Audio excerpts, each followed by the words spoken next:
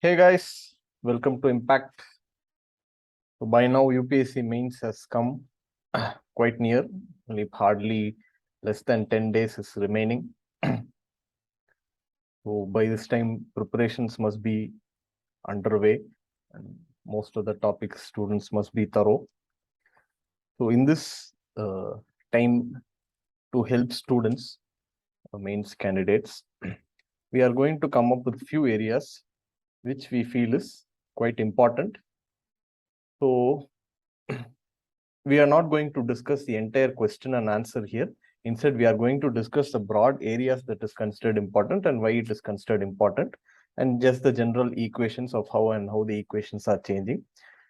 So the purpose of the video is that once you have a look at it, you will go back and make sure you're reading and rereading this topic again, so that in case it is asked in the exam, you might be able to score that extra 1 mark or 2 mark than the other candidates. So let us start.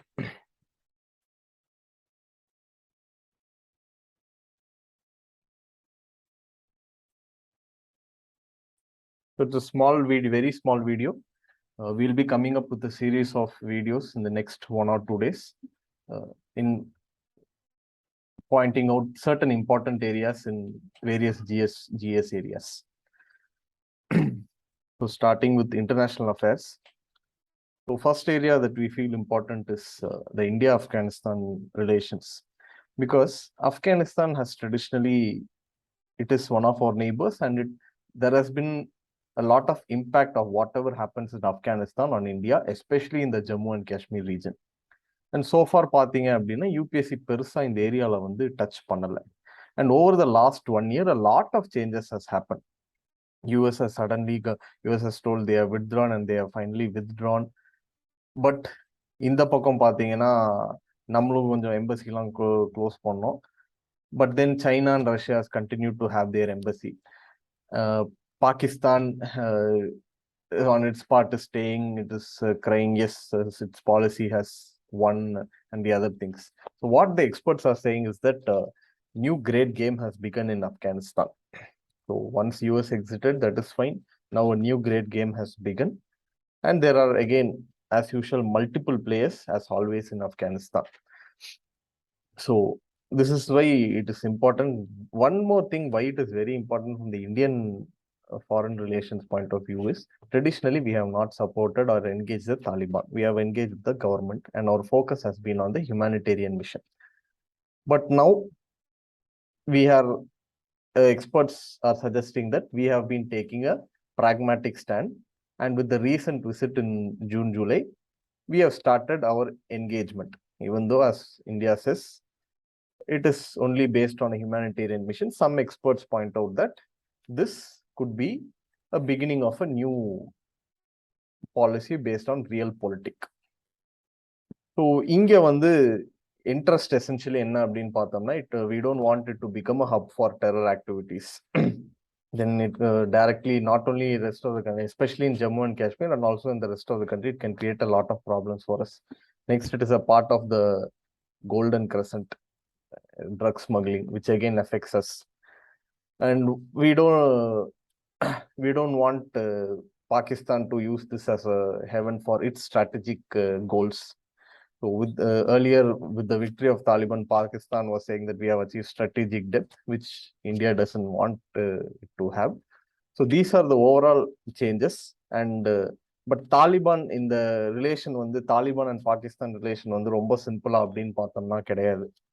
There are some groups within associated or within Taliban which works against Pakistan government. Similarly, there are some groups inside the Taliban which works against Indian interest also, which is again supported and nurtured by Pakistan. So here question is, what from Taliban's point of view, whether they don't want to engage with India அப்படின்னா கிடையாது. They are welcoming India. They are asking us to continue our relations in a full-fledged diplomatic way. Now for them, they want to have some of balancing act with Pakistan.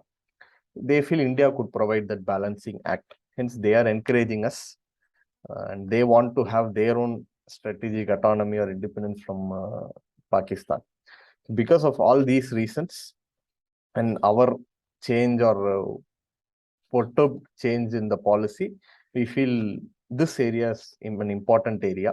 So questions can be based on what is the impact of US pulling its troops from Afghanistan, or simply what is a new great game that's being played in Afghanistan.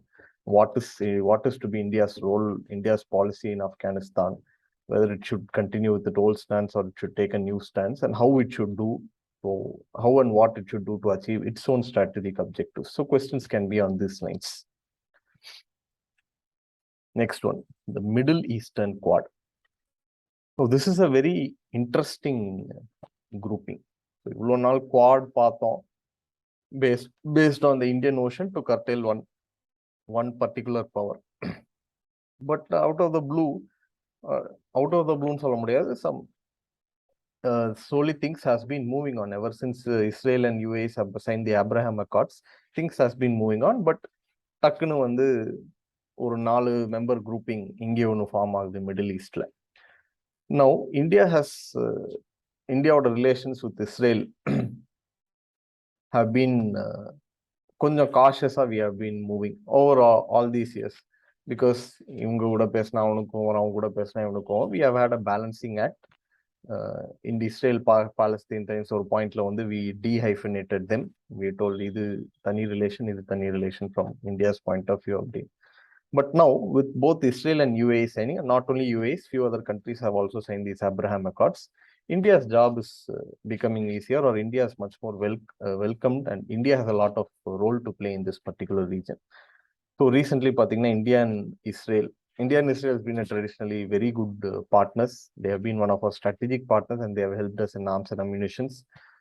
India UAE recently an economic pact has been signed. India USA over the last more than 5 to 10 years, we have been moving closer and closer in more ways than one. Whether it is trade, whether it is defense, or whether it is technology, or whether it is investments, we have been moving closer and closer. So here a new grouping has come. India, Israel, UAE, and USA. So disparate தனித்தனியா இருக்கிற ஒரு countries, middle ஈஸ்ட்ல 2, இங்க ஒன்று அங்க ஒன்று. What could be the potential idea of the grouping? What could be the impact areas of cooperation? What could be the strategic impact?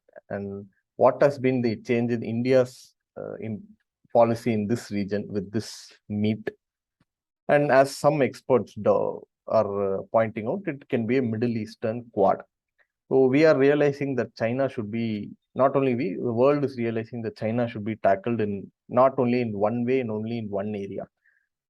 It has its footprints everywhere and it is rapidly expanding. So if you want to challenge it or manage it or counter it, you have to also work in multiple areas in multiple ways with multiple partners. So experts point out that this is one such initiative.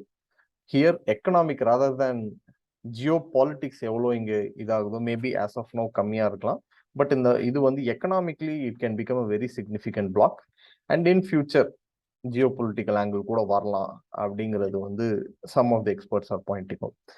So here இந்த ஏரியாவில் question வந்து what is India's strategic shift or recent policy shifts in the Middle East? So one area, Middle Eastern coordinate, what is its purpose, or what is its aims, and what are the areas of cooperation, what it expects to achieve.